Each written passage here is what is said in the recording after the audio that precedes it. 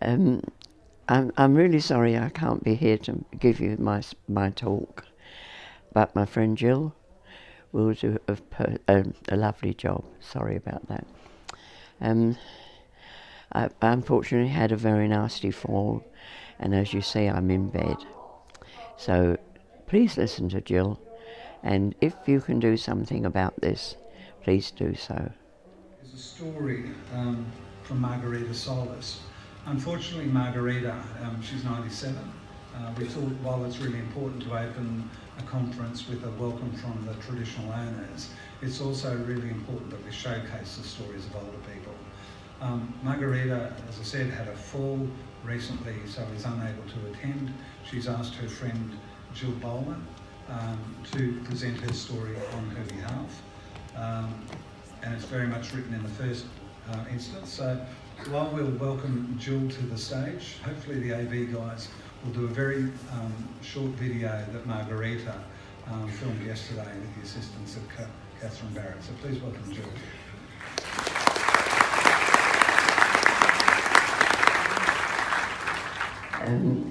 I'm really sorry I can't be here to give you my talk, but my friend Jill will do a lovely job. Sorry about that. I unfortunately had a very nasty fall, and as you see, I'm in bed. So please listen to Jill, and if you can do something about this, please do so.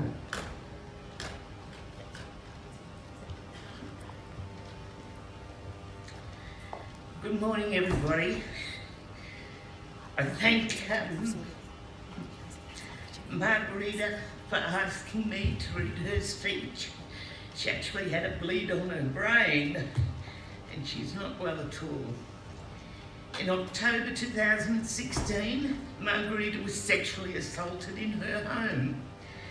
That was a one-bedroom unit in a gated community of 60 units.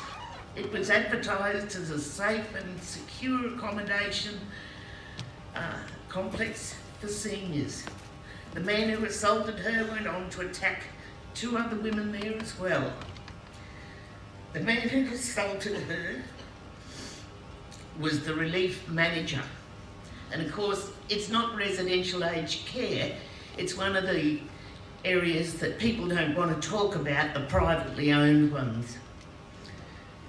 And their laws covering them and reporting abuse is quite different to residential aged care. He was ultimately sent away by the owners, the managers, who had not left for their holiday. When she reported her sexual assault, the managers did not believe her, saying he was a family friend and would not do such a thing. She must have urinary tract. It was clear. On the Monday, she then went to her doctor and asked for a copy of the UTI test results. The doctor asked why she wanted it, as he knew she had been a nurse and knew it was clear. She told him what had happened and said she wanted to show the managers that she was not lying. He then also gave her a cognitive test, which she passed with flying colours. I think she tells me it's 28 out of 30 she got. Bear in mind she's 94 at the time. When she told the managers the results, it made no difference to them. On the Wednesday, she went as usual to her weekly visit at the Senior Social Club at Capalaba, and she told the manager. She believed her. And the next day came to Margarita's unit with her boss. They took extensive notes and told her that they had to inform the police, which they did. A sergeant and a policewoman came to see her. She was also given the number of the seniors' helpline at this time. As she says, they don't give practical help, but they gave her some helpful numbers. After this, she decided that she would do all she could to stop this happening to any other older woman. A police crime prevention man came to check her unit and was satisfied with the front door, which had a crimsafe safety door. No one could come in that way. However, the sliding glass door into the bedroom at the back was unsafe, having no lock at all. He advised another lock type, and a friend offered to replace it for her. However, the managers refused permission. Then, the cleaning lady went to see the manager and asked for a piece of dowel to place in the track to prevent the door or window opening. That was also refused. And Margarita said what the cleaner called him was not complimentary. She's got a great sense of humour as well as a ton of resilience. Another very helpful person was a research doctor, Dr. Catherine Barrett from Melbourne, now one of her wonderful friends. One of the places that Catherine contacted for counselling for Margarita was the Gold Coast Centre Against Sexual Violence. They sent a counsellor to see Margarita, and she says that woman was so helpful. Margarita was so pleased to have that help. In all, she came to see her about 6 times. Locally, 2 people, each a retired high-ranking police officer of the Queensland Police Service, came to offer their help through Catherine. This was wonderful. As she says, she had never imagined that people could be so kind. They helped in any way they could, and are still my dear friends, her dear friends, and still help. They guided Margarita through the court process. As she said, she was as vulnerable as a young child.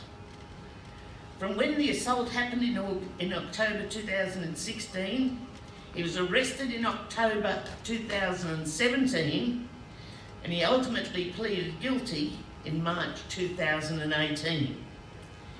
He was convicted on 2 counts of sexual assault and given 6 months imprisonment on each case, but that was suspended immediately. And he was released on a 2-year good behaviour bond. The 3rd woman he assaulted had slight dementia and didn't make a complaint to the police. Could I just add there that thanks to some of the advice that Margarita is going to give you shortly, there was a woman in New South Wales in a town where she had lived who had had exactly the same MO done to her as Jeanette, the other woman who was assaulted at that unit complex. And once the police down there told her what he'd done up in Queensland, she said, I will make a complaint, because she had only done the telling to warn people. And as a result of that, when she did it, she also allowed her statement to be used up here to make sure that something happened to him. From all of this, she's learned that there are many more kind and helpful people working in underfunded places that try to bring this matter to the notice of governments. And I know Catherine's done so much, probably more than anyone in the room here, over the last quite a large number of years, to try and bring this matter to the notice of governments, because it is real and happens far more often than the officials tell us. It is just underreported. One government pamphlet she saw was mainly about financial abuse, because we do live in a capitalist society, and near the end said that sexual abuse of the elderly was rare. If the police and others in the system don't hear about it, they think it's not happening.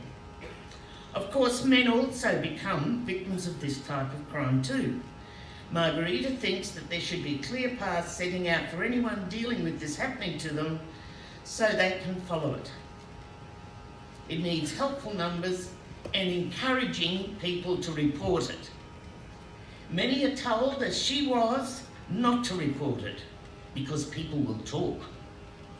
We don't like to think of our seniors as being sexual beings, but they are. Good on them. As it is not the survivor's fault, and she looks on herself as a survivor, not as a victim, there is nothing to be ashamed of. Margarita cannot emphasise this enough. Her advice is that even if others don't want to go to court, tell the police. At least it will be then on their records. Her ex-police friend saw that she was not handling things well. not sleeping, waking at any sound thinking he would come back for revenge. They helped her to move to Nazareth House out at Wynnum. Margarita says that has been like moving into heaven. She says she now enjoys the safety, caring and respect that everyone there receives. She says the staff are kind and caring. There are staff on duty night and day. CCTV cameras are in all the corridors, and there are call buttons in every unit. Most of the people who are now seniors are the people who worked and fought to make this country the wonderful place it is today. She says that as we age, it is inevitable we become weaker, and many have to deal with dementia. No one ever deserves to be manhandled or sexually assaulted because they are seniors and they're old. Our seniors really do deserve better. Thank you.